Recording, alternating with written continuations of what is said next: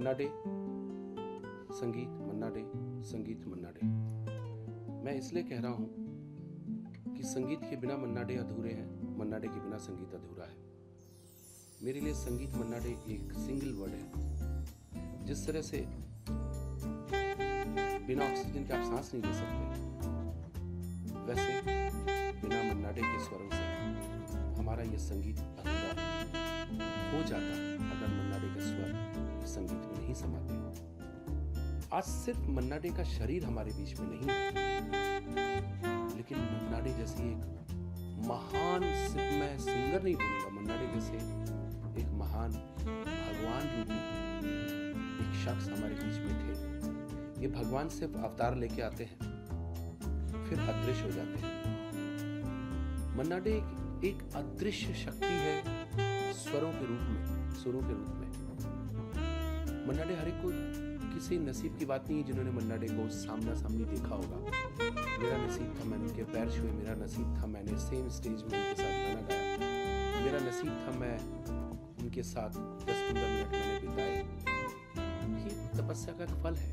मेरे लिए मन्ना डे शंकराचार्य, द्रोणाचार्य, ब्रह्मा विष्णु महेश, सारे संगीत के,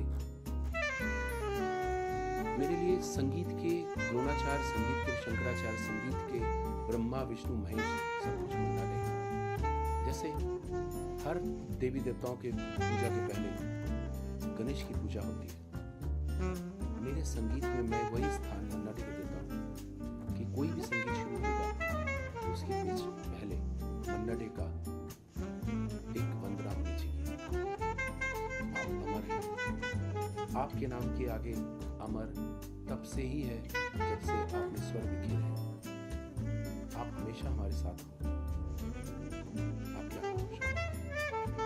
करो, मन्ना डे के पैर छूने के लिए मुझे करीब 8-10 घंटा इंतजार करना पड़ा। फर्स्ट टाइम जब मैं मुंबई में स्टडी करता था, रवि जैन साहब के साथ असिस्टेंट कर रहा था, तो अंदर किसी बंगला गाने का रिकॉर्डिंग में रवि जैन जी उनको रिहर्सल करा रहे थे।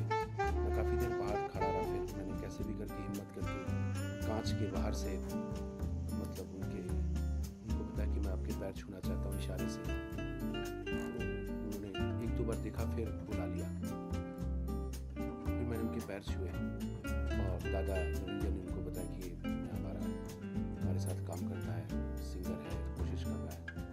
आशीर्वाद लेना बहुत ज़रूरी था। इस संगीत की दुनिया में अगर पैर रखता हूँ तो आशीर्वाद मुझे मिला।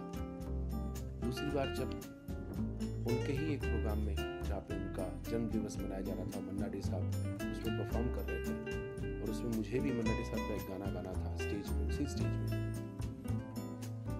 जब मैं उनको बैक स्टेज मिला तो प्रोग्राम उनका शुरू होने वाला था, उनका 15-20 मिनट बाद उनकी एंट्री थी।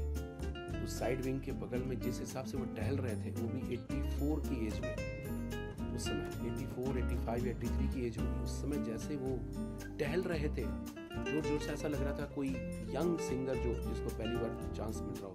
इतना इंथुजियास्टिक, इतना उनके अंदर जुनून और एक एक्साइटमेंट था, ऐसा लगता कोई नया सिंगर है जो स्टेज में परफॉर्म करने वाला है। ये तो उन्होंने अपने को इस तरह से इतना बलवान बनाया हुआ था संगीत के मामले में। और उसके बाद काफ़ी बार मैं मिला, उनसे मैंने फ़ोन पर भी बात किया है। मैं जो विश्व का सबसे बड़ा दुर्गा पूजा इवेंट करवाता हूँ, लोखंड वाला दुर्गा पूजा, मैं कितने सालों से सपना देखता हूँ कि मन्ना डे साहब आएंगे मेरे दुर्गा पूजा में। लेकिन मेरी इस दुर्गा जी की पूजा मेरे लिए अधूरी रह गई।